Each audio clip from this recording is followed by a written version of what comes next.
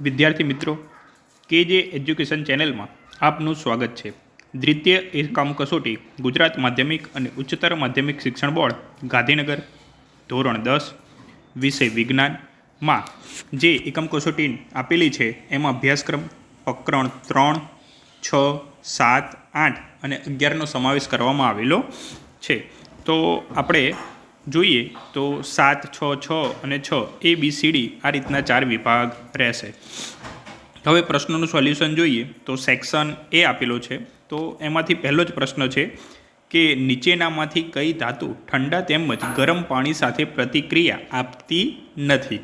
તો ધાતુ અને અધાતુમાંથી પ્રશ્ન પૂછેલો છે કે કઈ ધાતુ ઠંડા તેમજ ગરમ પાણી સાથે પ્રતિક્રિયા આપતી નથી. તો આપણને ખબર જ છે કે સક્રિયતા શ્રેણીમાં સૌથી ઉપર કઈ ધાતુ રહેલી હોય, તો આવો MCQ પણ પૂછી શકે. તો એમાં કે એટલે કે સક્રિયતા શ્રેણીમાં સૌથી પહેલાં પોટેશિયમ ધાતુ રહેલી હોય, પછી એના પછી Na આવશે એટલે કે સોડિયમ આવશે, બરાબર, પછી કેલ્શિયમ આવશે, મેગ્નેશિયમ આવશે. તો સક્રિયતા શ્રેણીમાં આ ઉપર રહેલી ધાતુઓ છે એ ઠંડા પાણી સાથે તેમજ ગરમ પાણી સાથે પ્રક્રિયા કરે છે, પરંતુ નીચે જે રહે એ પ્રક્રિયા ન કરે.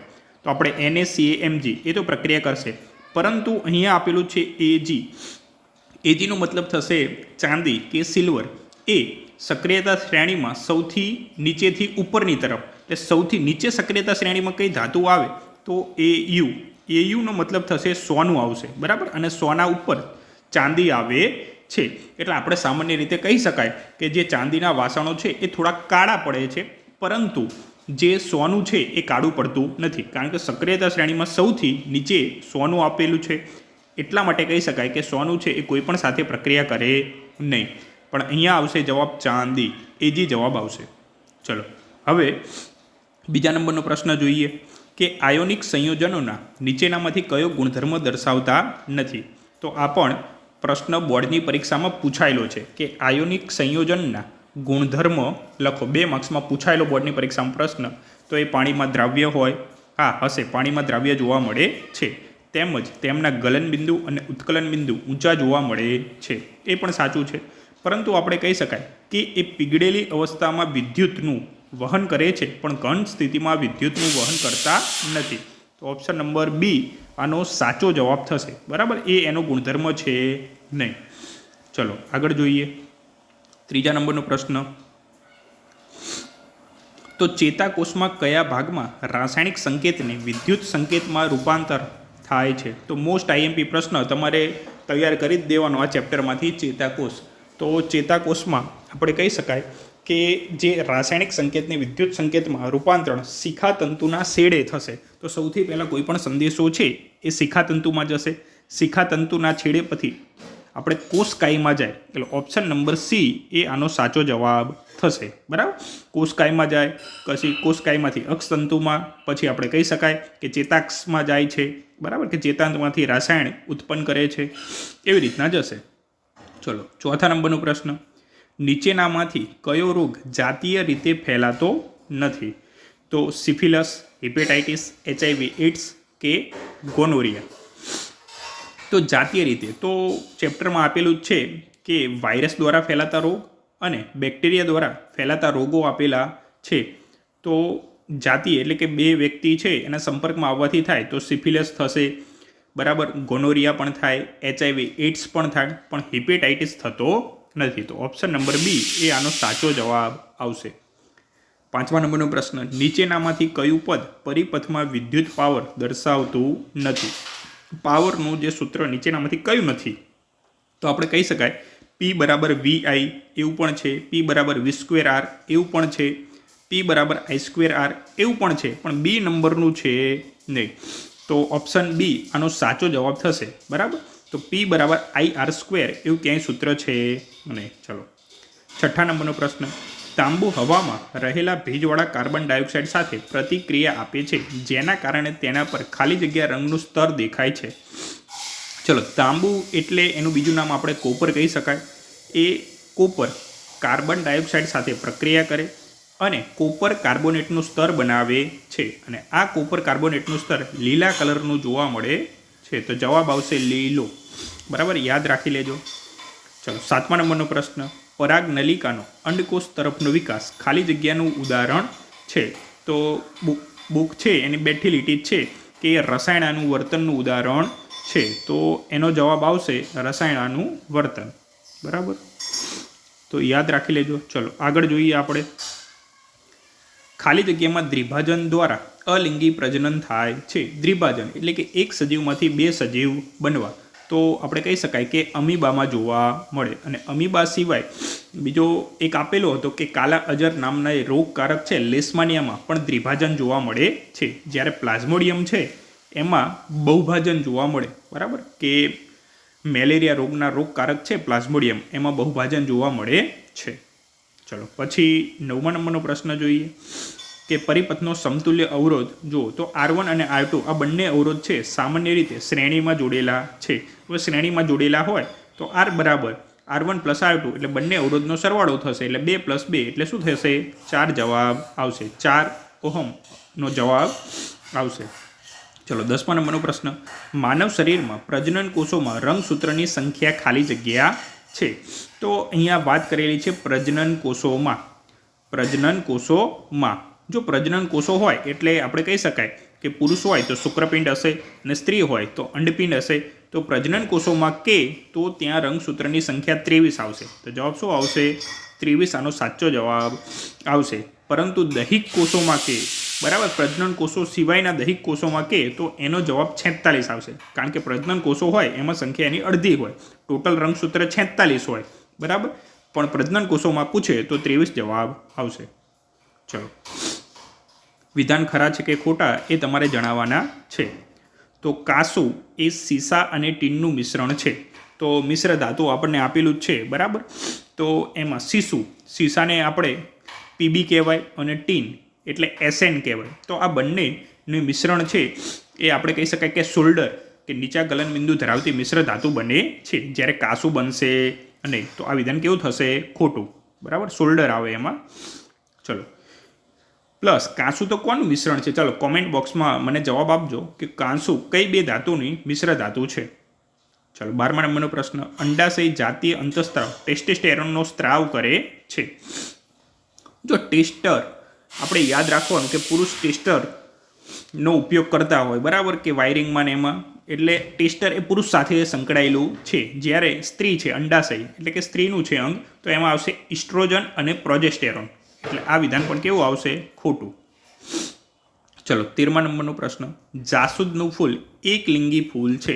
બરાબર, તો આપણે કહી શકાય કે એક લિંગી અને દ્વિલિંગી કહી શકાય. તો એમાં આપેલા જ છે કે એક લિંગી પુષ્પ કોને કહેવાય, દ્વિલિંગી પુષ્પ કોને કહેવાય કે જેમાં ફક્ત પુંકેસર અથવા સ્ત્રીકેસર જોવા મળે.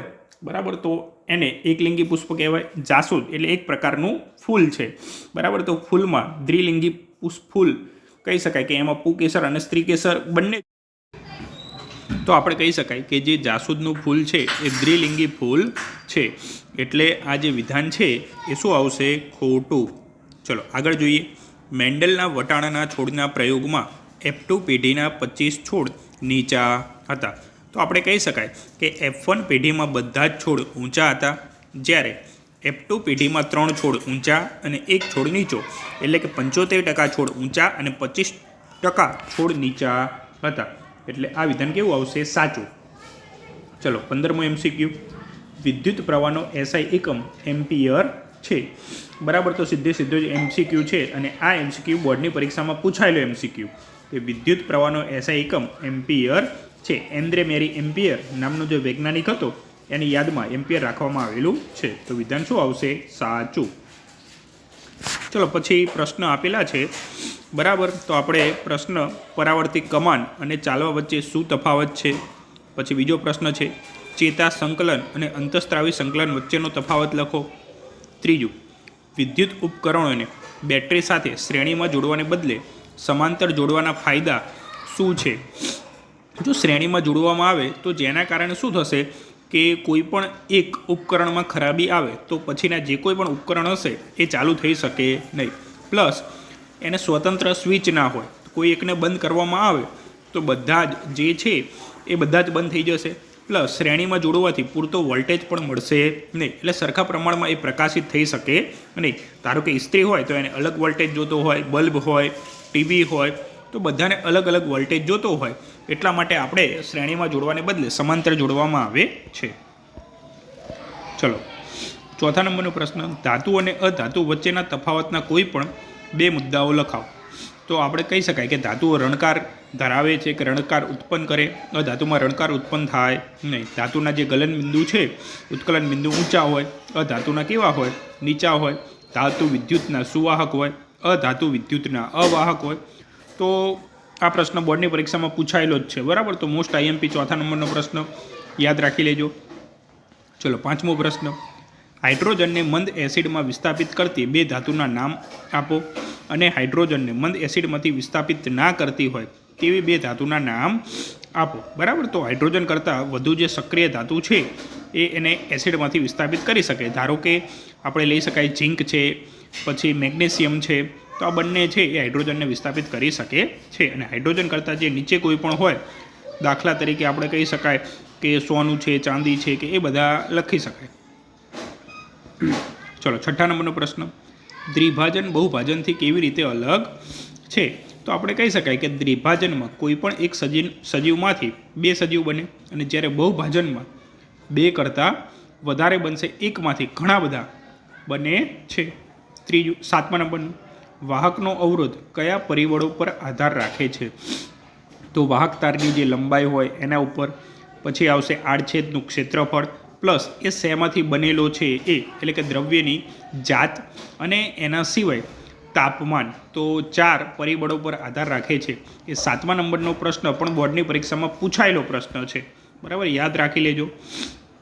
પછી ABCD ભાગો આપેલા છે, તો નીચેનામાંથી કયા ભાગો છે એ કહેવાનું છે. તો એ છે એ પરાગાસન આપેલું છે, બરાબર. તો આપણે કહી શકાય કે પરાગાસન છે. જે સીનો જે ભાગ છે એ આપણે અંડાશય કહી શકાય, બરાબર.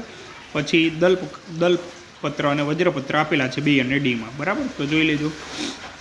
ચલો 9મા નંબરનો પ્રશ્ન, પ્રભાવી લક્ષણો અને પ્રચ્છન્ન લક્ષણો વચ્ચેનો તફાવત આપો.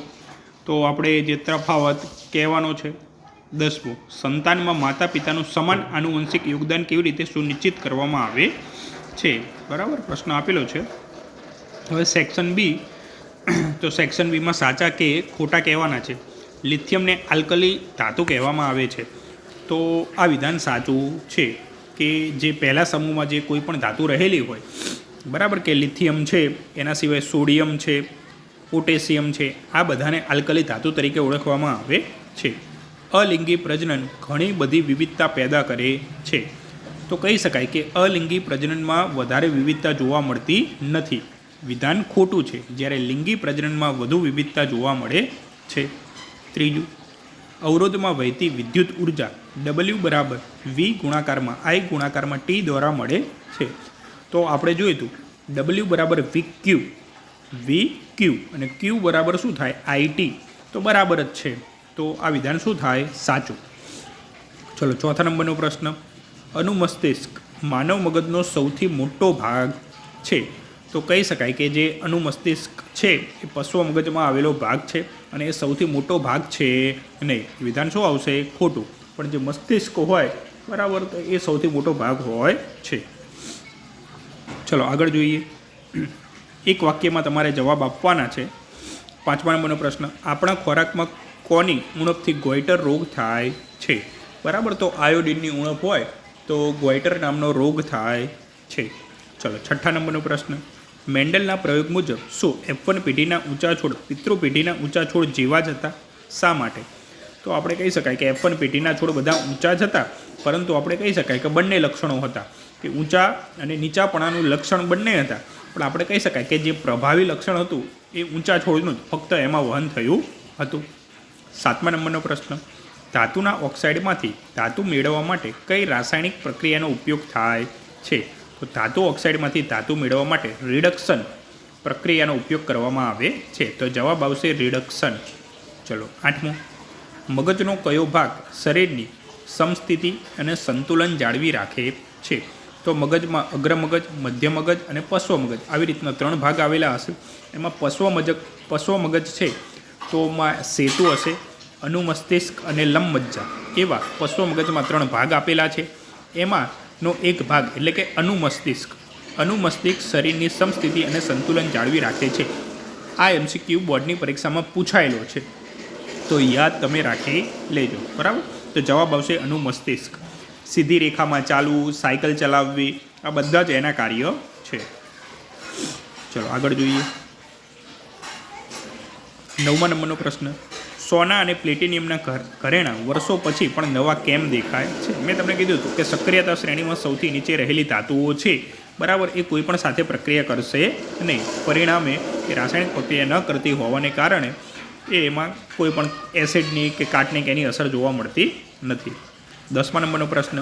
લિંગી પ્રજનનના પરિણામે બનેલી સંતતિમાં વધુ વિવિધતા કેમ જોવા મળે છે? તો કહી શકાય કે એમાં કોઈ એક લિંગ ના હોય, આમાં 2 લિંગ હશે, બરાબર, પુરુષ અને સ્ત્રી હોય, બરાબર, તો 2 લિંગ દ્વારા એની સંતતિનું નિર્માણ થાય છે, એટલે વધુ વિવિધતા જોવા મળે છે. પછી આપેલા છે પ્રશ્ન કે આયોનિક સંયોજનોના ગલનબિંદુ ઊંચા હોય છે, બરાબર. તો આ પ્રશ્ન આપણે જોઈએ તો MCQ સ્વરૂપે. ઇલેક્ટ્રિક ટોસ્ટર અને ઇલેક્ટ્રિક ઇસ્ત્રીના કોઇલ શુદ્ધ ધાતુના બદલે મિશ્ર ધાતુના બનેલા કેમ હોય છે? માનવમાં લિંગ નિશ્ચય કોના પર આધાર રાખે છે? તો આપણે કહી શકાય કે પિતા ઉપર આધાર રાખે છે. જ્યારે સ્ત્રીમાં તો બધા જ જે રંગસૂત્ર હોય 23 એ X હશે, XX જોવા મળે છે. જ્યારે પુરુષમાં જે 23મા નંબરનું જે રંગસૂત્ર હોય એ X અને Y હોય, બરાબર. તો લિંગ નિશ્ચયન છે એ પિતા ઉપર આધાર રાખે છે. જો Y રંગસૂત્ર પિતા તરફથી આવશે તો બાળક છોકરો થશે, અને જો પિતા તરફથી X રંગસૂત્ર આવશે તો જે કોઈ પણ બાળક છે એ છોકરી થશે, બરાબર. બાકી સ્ત્રીમાંથી તો બંનેમાંથી XX જ રંગસૂત્ર જોવા મળે છે. ચલો 4થા નંબરનો પ્રશ્ન. કારણ આપો. સોડિયમ અને પોટેશિયમને કેરોસીનમાં સંગ્રહ કરવામાં આવે છે કારણ કે સૌથી સક્રિય છે. જો પાણી બહાર વાતાવરણમાં રાખવામાં આવે અથવા પાણીમાં રાખવામાં આવે તો પાણી સાથે ધડાકા સાથે સળગી ઉઠે છે, બરાબર, એટલા માટે. 5મા નંબરનો પ્રશ્ન. ડાયાબિટીસના કેટલાક દર્દીઓને ઇન્સ્યુલિનના ઇન્જેક્શન આપીને સારવાર કેમ આપવામાં આવે છે? ડાયાબિટીસ એટલે આપણે કહી શકાય કે આપણે એક સ્વાદુપિંડ હશે ભાગ, અને સ્વાદુપિંડમાં ઇન્સ્યુલિન નામનો ઉત્સેચક હશે, અને આ ઇન્સ્યુલિન ઉત્સેચક એ શર્કરાનું નિયમન કરે છે. પરંતુ જો ગળ્યા ખોરાક વધારે ખાવામાં આવે, બરાબર, અને જો ઇન્સ્યુલિન ઉત્પન્ન ન થાય પરિણામે શર્કરાનું પ્રમાણ વધે છે, જેના કારણે બહારથી આપણે ઇન્સ્યુલિનના ઇન્જેક્શન આપવામાં આવે છે. આ ઇન્સ્યુલિન છે એ શર્કરાનું નિયંત્રણ કરે છે. ચલો 6ઠ્ઠા નંબરનો પ્રશ્ન. ચલો 5મા નંબરનો પ્રશ્ન પણ પૂછાયેલો છે, IMP પ્રશ્ન. 3જા નંબરનો લિંગ નિશ્ચયનવાળો પણ પ્રશ્ન IMP. 4થા નંબરનો પણ IMP પ્રશ્ન. ચલો 6ઠ્ઠો. ગર્ભ નિરોધન પદ્ધતિઓ અપનાવવા માટેના શું કારણ હોઈ શકે? ચલો 7મા નંબરનો પ્રશ્ન કે રેલવે ટ્રેકને, ચલો 7મો પ્રશ્ન બોર્ડની પરીક્ષામાં પૂછાયેલો પ્રશ્ન કે રેલવે ટ્રેકને જોડવા માટેનું સંયોજન X અને એલ્યુમિનિયમનો ઉપયોગ થાય છે, તો સંયોજન X ઓળખો. તો આપણે કહી શકાય કે રેલવે ટ્રેકને જોડવા માટેની જે પ્રક્રિયા છે એ પ્રક્રિયાને થર્મિટ પ્રક્રિયા તરીકે ઓળખવામાં આવે. એટલે આયન ઓક્સાઇડની એલ્યુમિનિયમ ધાતુ સાથેની પ્રક્રિયા. આયન ઓક્સાઇડ એટલે Fe2O3 પ્લસ એલ્યુમિનિયમ Al ધાતુ સાથેની પ્રક્રિયાથી સંયોજન X, તો આયન ઓક્સાઇડ હશે, અને એલ્યુમિનિયમ વચ્ચેની જે પ્રક્રિયા છે એ પ્રક્રિયાનું નામ થર્મિટ પ્રક્રિયા થશે, બરાબર. તો 7મા નંબરનો IMP પ્રશ્ન બોર્ડની પરીક્ષામાં પૂછાયેલો. ચલો 8મો પ્રશ્ન. લોખંડના પાત્રમાં કોપર સલ્ફેટનું દ્રાવણ રાખવામાં આવ્યું હતું. થોડા દિવસો પછી લોખંડના પાત્રમાં ઘણા છિદ્રો જોવા મળ્યા. પ્રતિક્રિયાત્મકતાની દ્રષ્ટિએ તેનું કારણ સમજાવો. કારણ કે કહી શકાય કે લોખંડ છે એ કોપર કરતાં વધુ સક્રિય ધાતુ છે, એટલે કોપરનું વિસ્થાપન કરશે. પરિણામે લોખંડનું જે પાત્ર છે ત્યાં છિદ્રો જોવા મળે છે. તો અહીંયા એક આકૃતિ આપેલી છે સ્ત્રીના પ્રજનન તંત્રની, તો એના ભાગોના નામ લખવાના છે. તો આપણે 1 છે, આપણે 2 છે, 3 છે, 4, 5 એ રીતના 5 નામ આપેલા છે. તો સ્ત્રીનું પ્રજનન તંત્ર એકવાર બોર્ડની પરીક્ષામાં 4 માર્ક્સમાં પૂછાયેલો પ્રશ્ન, તો બધા વિદ્યાર્થીએ તૈયાર કરી દેવું. ચલો 10મા નંબરનો પ્રશ્ન. ફ્યુઝ વાયરનો ઉપયોગ વિદ્યુત ઉપકરણને કેવી રીતના સુરક્ષિત રાખે છે? જે ફ્યુઝ છે તો ફ્યુઝમાં જે વાયર હોય એ લેડ અને ટીનની મિશ્ર ધાતુનો બનેલો હોય, એ નીચું ગલનબિંદુ ધરાવે. જ્યારે કોઈ પણ પરિપથમાં ખામી સર્જાય, પરિણામે વિદ્યુત પ્રવાહ વધી જાય, ત્યારે ફ્યુઝમાં રહેલો જે તાર છે એ પીગળી જાય, અને જેના કારણે ઘરના જે વિદ્યુત ઉપકરણો છે એ બધા જ બંધ થઈ જાય અને સુરક્ષિત રહે છે. ચલો સેક્શન C આપેલો છે, તો એમાં પણ એક વાક્યમાં જવાબ કે છરી વડે સરળતાથી કાપી શકાય તેવી ધાતુનું ઉદાહરણ આપો. તો કહી શકાય લી ના કે યાદ રાખી લેવાનું. લિથિયમ આવે, સોડિયમ આવે અને પોટેશિયમ આવશે. ચલો બીજું, ખોરાકનું કયું પોષક તત્વ સ્નાયુના હલનચલનની ક્રિયા સાથે સંકળાયેલું છે? તો કેલ્શિયમ આવે, પોટેશિયમ આવે. બરાબર, તો આ બંને કહી શકાય. ત્રીજું, શું માતાઓના જનીનિક બંધારણ નવજાત શિશુનું લિંગ નક્કી કરવા માટે મહત્વપૂર્ણ ભૂમિકા ભજવે છે? બરાબર, તો માતાનું જનીનિક જે બંધારણ છે એ નવજાત શિશુનું લિંગ નક્કી કરવા આપણે કહી શકાય કે પુરુષ એ ભાગ ભજવે છે. ચોથું, વિદ્યુત પરિપથમાં વિદ્યુત સ્થિતિમાનનો તફાવત માપવા માટે વપરાતા ઉપકરણનું નામ. તો આવશે વોલ્ટમીટર આવશે. બરાબર, વિદ્યુત સ્થિતિમાનનો તફાવત માટે વોલ્ટમીટર આવે અને વિદ્યુત પ્રવાહ હોય તો એમાં આવશે એ મીટર. બરાબર, તો બંને યાદ રાખી લેજો.